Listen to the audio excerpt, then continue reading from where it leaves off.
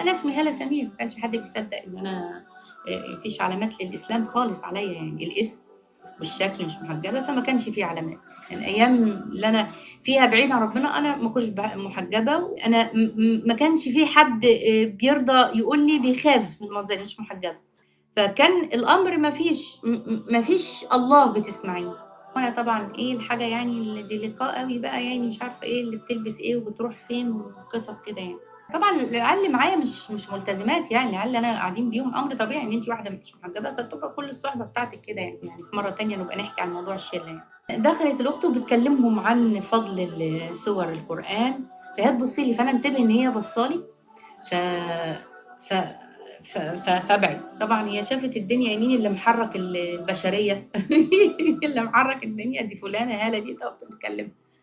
قُلت لها: "والله كل واحد أدرى بنفسه، وكل واحد أدرى بذنوبه، من أنتِ وأعظم منِّك وأكتر منِّك والله الله عز وجل هداه وكتب له التوبة."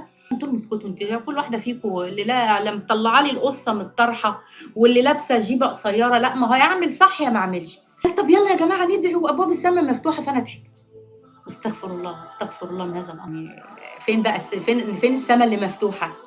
بصّيت زيّهم زي ما بيبصوا من الشباك على السما، هالاني المنظر مهما أنا أوصف لكم دلوقتي مش زي أبدًا، أبدًا لمّا أنا شُفته، وكأن الله يعني يجبر خاطري، يعني وما لي من إله سواه، يعني قرار محتاج كده. قالوا لي: "صلّي بس."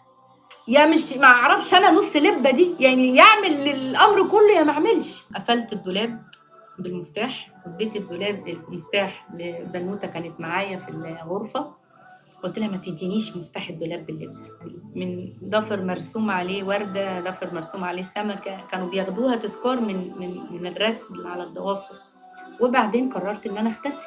ما حدش قال لي إني تغتسلي، ولا حد قال لي إن في ركعتين اسمهم ركعتين توبة، لكن هداني قلبي لكده.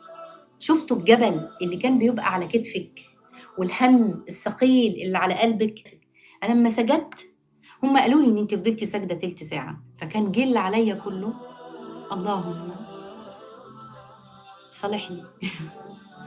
وجات الأخت جزاها الله خيرًا تصحّينا لصلاة الفجر، وكانت أول صلاة فجر، صلّيت ال5 صلوات. الأمر التاني اللي حصل آآ قررت أتحجّب، وقعدت تقريبًا أسبوع ما انزلش الجامعة، علشان أنا عارفة لو نزلت ما أعرفش هاعمل فكنت ناوية ألبس الحجاب بقى اللي هو بيترفع كده وبيتعمل كده. ليه تحطّي الحجاب هنا والشيطان يمسكه وبدبوس هنا والشيطان يمسكه بدبوس هنا؟ وده فعلًا الشكل اللي أنا فيه حاليًا هو شكل الحجاب اللي أنا لبسته فعلًا. طبعًا تطوّرت بعد كده ولبست ونزلت. طبعًا أصحابي في الجامعة مش عايزة أقول لكم بقى، مش عايزة أقول لكم، وأنا معديّة عليهم: "يا تمر حنة، يا تمر حنة خليتِ بينا وبعدتِ عنا، الورد كله مش بعدتِ." وعاملين طب يا هالة نزّلي قُص، طب حطّي مش عارفة الحلق اللي طب لا مش كده يعني، طب اعمليها زي الخلايجة اللي هو الحجاب الخليجي ده. ابعدوا عني، ابعدوا عني، ده أنتم أصحاب السَوّ، اسكتوا، اسكتوا. مش عارفة أنطق القرآن، ورايحة بقى للشيخ هاسمّع بقى أول ربع من البقرة، وقّفني في أول صفحة مش عارفة أنطق، عينيّا يعني مالت دموع. اشتريت أول كتاب كان كتاب وصايا الرسول لعبد الله عفيفي، واقرأ بقى والبنات اللي معايا كلّهم، طبعًا كلّهم قرروا يتحجبوا، بقينا ننزل الصلوات كلّها.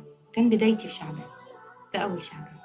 فلقيت أختي بتقول لي: "والله يا هالة إحنا مش مأمِّنين عليكِ خير كتير لإنِّك أنتِ واحدة أصلًا يعني مش محجبة من البداية، فأمر طبيعي إن في أي لحظة تخلعيه." عيّطت بقى، ولكن كان لله عز وجل أمر آخر معايا.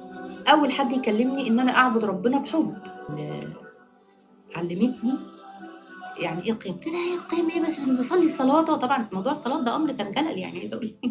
القيام معناها إن أنا صدق التوبة مع الله. جرّبت وصلّيت. فواحدة تقول لي: "يعني إيه يعني ما كنتيش بتصلّي؟" قُلت لها: "أنا ما كنتش باصلّي ومش منتظمة." أنا عيّطت. قُلت لها: "طَب أنتِ عندِك حد سمّعِك؟" أنا ما عنديش حد كان بيسمّعني.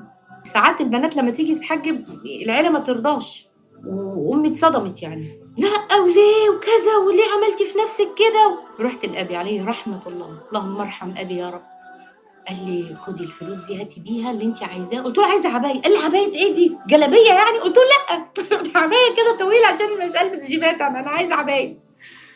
قال لي: "خدي اوعي تقولي لأمِك اللي أنا قُلت لِك." اوعي تقولي لامي راجل عارف يظبط. بص اداني جيب عبايتين، انا جبت عبايه وجبت بالباقي بقى ايه شرايط كاسب بقى وكتب وفرحانه قوي، واسمع بقى شريط، كان لسه شريط وفاة الرسول الشيخ محمد حسان، وعيط ومات رسول الله وانا عيط. وفي يوم من الايام سمعنا قصه الحسين نصها والشريط خلص، وانا اقول له ماليش دعوه لازم اعرف قتل الحسين يا ابي، انا عايز اعرف القصه، ما اعرفش اي حاجه. ودي برضو حاجه من الحاجات تفرح كل بنت، مهما عملتي روحي وارجعي. فاجي في القيام يلهمني الله دعاء اروح اسمعه في المسجد، بعد اروح الاقي اللي انا كنت بقوله ومش عارفاه ومحدش قالهولي الشيخ بيقوله في الدعاء وعيط. يا شباب فرصه تعودوا لربنا، فرصه تتوبوا لله سبحانه وتعالى الان يا رب، انظر إلينا الآن بعين الرحمة يا رب، اللهم من علينا بالتوبة واختم لنا بالصالحات يا رب، اختم لنا بالصالحات يا رب.